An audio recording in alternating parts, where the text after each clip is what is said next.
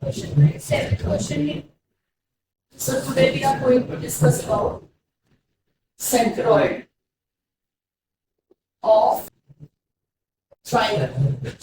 ठीक है, अगर मान लीजिए हमारे पास कोई एक ट्राइंगल दे रखी है ए बी सी। मीडियन क्या होती है? ट्राइंगल के किसी कोऑर्डिनेट्स को उसकी ऑपोजिट साइड के मिड पॉइंट से जॉइन करने वाली लाइन को क्या बोलते हैं? मीडियन। तो हम पहले क्या करेंगे, बीसी का मिड पॉइंट ड्रॉ करेंगे। Let us suppose mid point of BC is D. A को डी से जॉइन करने वाली जो लाइन है इसे क्या कहेंगे आप? मीडियन। ठीक है, ए और सी का मिड पॉइंट जॉइन ड्रॉ करेंगे एफ। बी पॉइंट को एफ से जॉइन करने वाली क्या होगी? मीडियन। ठीक है, ए बी का मिड पॉइंट लेंगे, लेट्स से इट इज ई। ई को सी से ज्वाइन कर देंगे तो वो क्या बन जाएगी? मीडियन। ठीक है, तो एक ट्रायंगल में कितनी मीडियंस ड्रॉ की जा सकती हैं? 3 medians. All the medians always meet at a point. This point is known as centroid. In general हम इस पॉइंट को कैपिटल जी से रिप्रेजेंट करते हैं, सेंट्रोइड को। ठीक है, कोऑर्डिनेट्स ऑफ सेंट्रोइड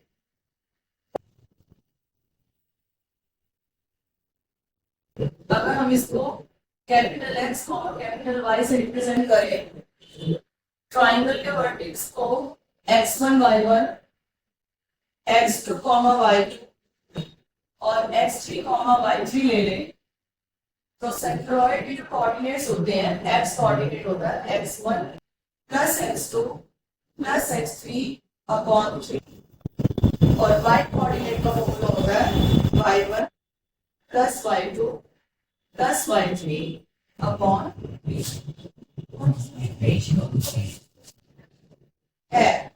कोई डेरिवेशन नहीं, अभी हम डेरिवेशन नहीं कर रहे हैं, अभी हम सिर्फ फॉर्मूला कर रहे हैं। ठीक है, डेरिवेशन जब हम करते हैं ये क्वेश्चन के फॉर्म में भी आता है, find the coordinates of centroid, तो उसके लिए हमें फॉर्मूला ही अप्लाई करना पड़ता है। इसमें सेक्शन फॉर्मूला यूज करते हैं, उसके बाद यहाँ पे भी फॉर्मूला डिराइव हो। जैसे आप मिड पॉइंट फॉर्मूला करते हो तो उसका फॉर्मूला क्या होता है? x1 plus x2 upon. तो ये फॉर्मूला कहाँ से आया है?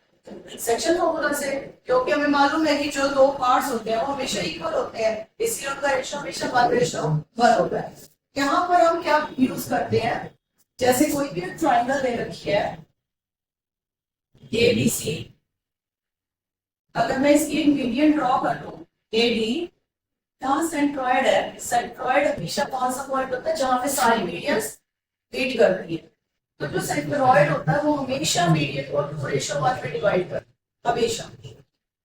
ये एक फैक्ट है, centroid always divide a median in ratio 2:1।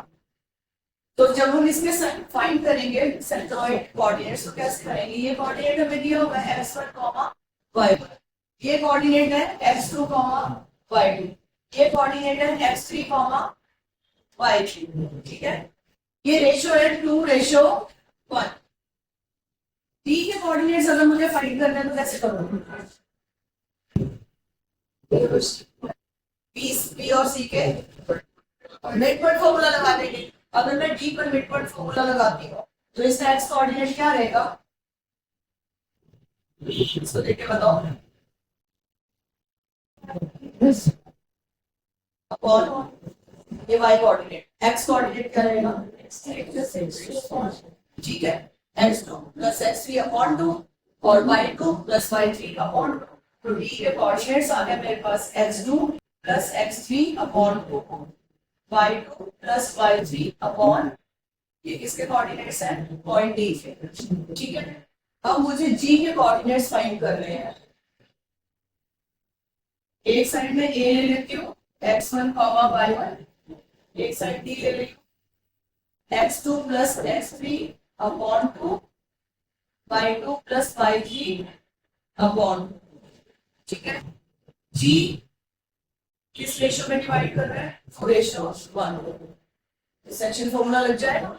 इसमें कैपिटल एक्स कैपिटल वाई से रिप्रेजेंट कर रही है। तो जब आप कैपिटल एक्स फाइंड करोगे तो आपके पास ये फॉर्मूला आ जाएगा, x1 plus x2 plus x3 upon 3। और जब आप y कोऑर्डिनेट फाइंड करोगे तो आपके पास ये फॉर्मूला आ जाएगा 5 प्लस 5 प्लस y3 अपॉन 2। ठीक है, तो ये डेरिवेशन पार्ट हमने नहीं करना है, तो डायरेक्टली फॉर्मूला यूज कर, जैसे आप इनवर्ट फॉर्मूला यूज करते हो ऐसे ही सेंट्रॉइड का फॉर्मूला यूज करते हैं। ट्रायंगल के तीनों वर्टिसेस आपको दिए रहते हैं, आपसे पूछा जाता है find the coordinates of centroid. तो सेंट्रॉइड के कोऑर्डिनेट्स क्या होंगे? x1 plus x2 plus x3 upon 3, y1 plus y2 plus y3 upon 3। ठीक है, उसका फर्स्ट क्वेश्चन ही बेटे असाइनमेंट का फर्स्ट क्वेश्चन मैंने आपसे करने को नहीं, मैंने आपसे बात मैं इसका एक और फॉर्मूला बताऊं, आप पहले इसको नोट करो फटाफट। मैं असाइनमेंट का बनाऊंगा सेंट्रॉइड के coordinates.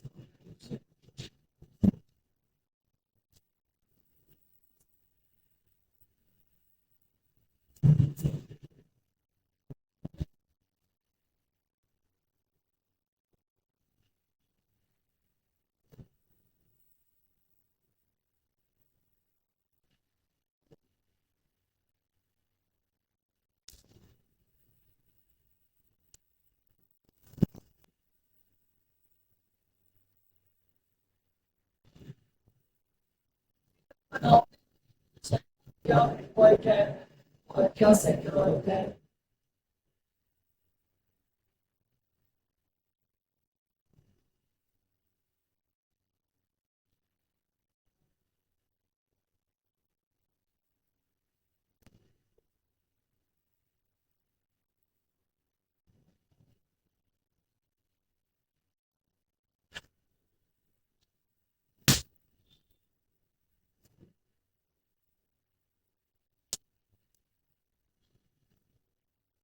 Okay.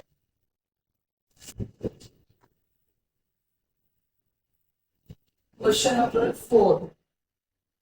Midpoint of sides of the triangle are given and we have to find out all the vertices of triangle. अभी तक हमने क्या किया होता है? वर्टिसेस भी होते हैं तो मिडपॉइंट फाइंड कर रहे होते हैं। ठीक है, अब आपको एक ट्रायंगल का नाम क्या होगा, नाम क्या कर सकते हैं? ए सी। मिडपॉइंट्स दिए हुए हैं, let D E and F are the midpoints. D के कोऑर्डिनेट्स दिए हुए हैं आपको 1,4 5,1 and 3,6 या कोऑर्डिनेट्स दिए हुए, मिड पॉइंट के कोऑर्डिनेट्स दिए हुए हैं और आपको ट्रायंगल के वर्टिसेस फाइंड कर, इंपॉर्टेंट क्वेश्चन। ठीक है, let coordinates of point A are x1 y1, coordinates of point B are x2 y2, coordinates of point C are x3 y3. Let D is the midpoint of BC. Let E is the midpoint of AC and F is the midpoint of AB. जो भी एनिंग नहीं रखी है, जो भी आपने information यहाँ plot की है उसको आप लोग से लिखेंगे लाइन कर। ठीक है, अब मुझे अगर डी के मिड पॉइंट डी के कोऑर्डिनेट्स लिखने हैं तो कैसे लिखेंगे? D is mid point of BC. तो अगर मैं डी भी यहाँ ले रही हूँ, सी यहाँ ले रही हूँ और ये डी पॉइंट है, इसके कोऑर्डिनेट्स हैं x2, y2, इसके कोऑर्डिनेट्स हैं x3, y3 और ये कोऑर्डिनेट्स 1, 4 है जिसका हम कैपिटल x कैपिटल y से रिप्रेजेंट करते हैं। तो according to midpoint formula x is equal to x2 plus x3 upon यही होगा, कैपिटल x की वैल्यू कितनी है? 1, so 1 is equal to x2 plus x3 upon 2। यहाँ से हमारे पास एक इक्वेशन बन गई x2 plus x3 is equal to equation number, ठीक है। इसी तरीके से D हमें मिड पॉइंट दिया हुआ है,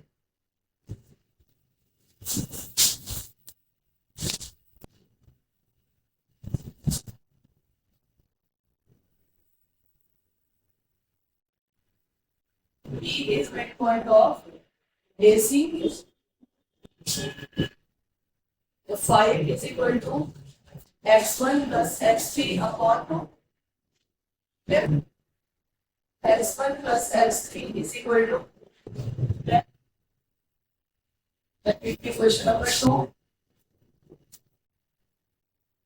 F is midpoint of AB.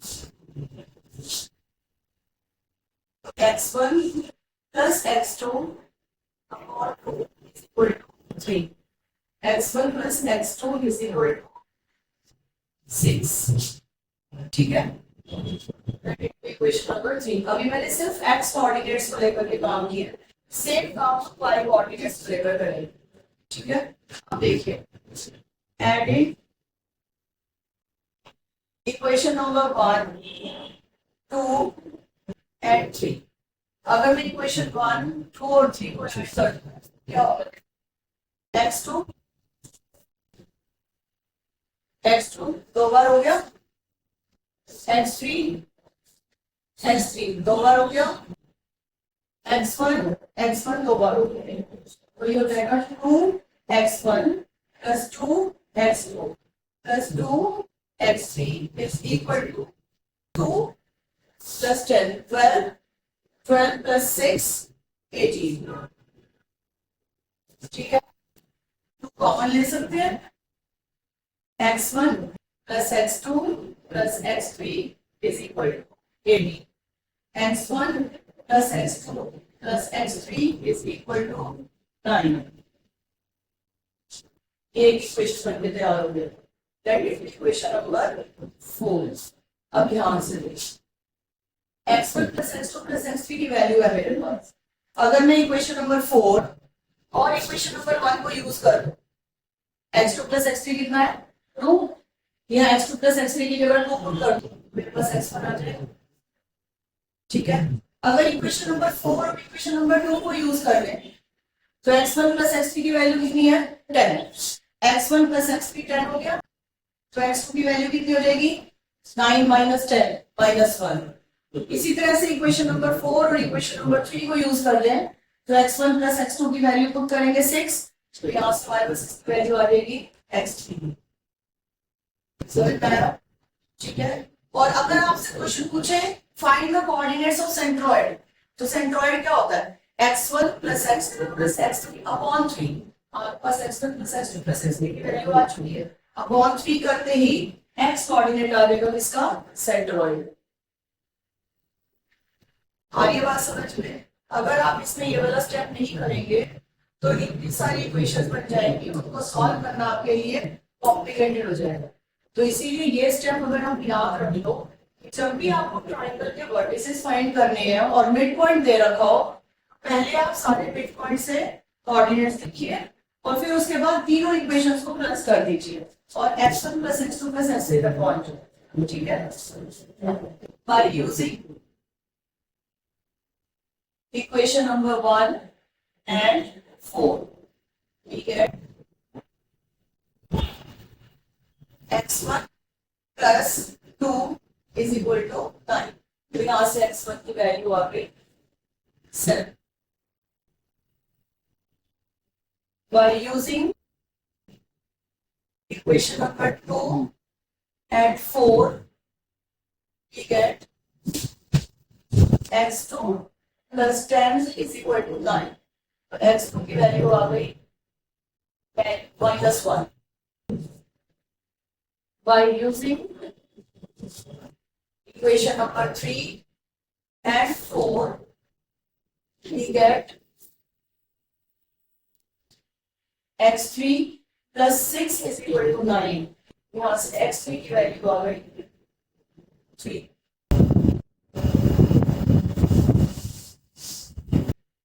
समझ में आया?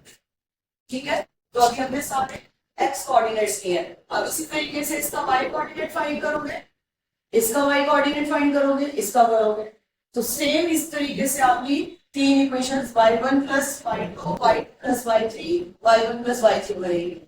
तीनों को प्लस करोगे तो एक इक्वेशन बनेगी y1 plus y2 plus y3, और फिर उनका यूज करके आप क्या फाइंड करेंगे, y1 y2 और y, तब आपके पास कोऑर्डिनेट्स आएंगे ए के और सी।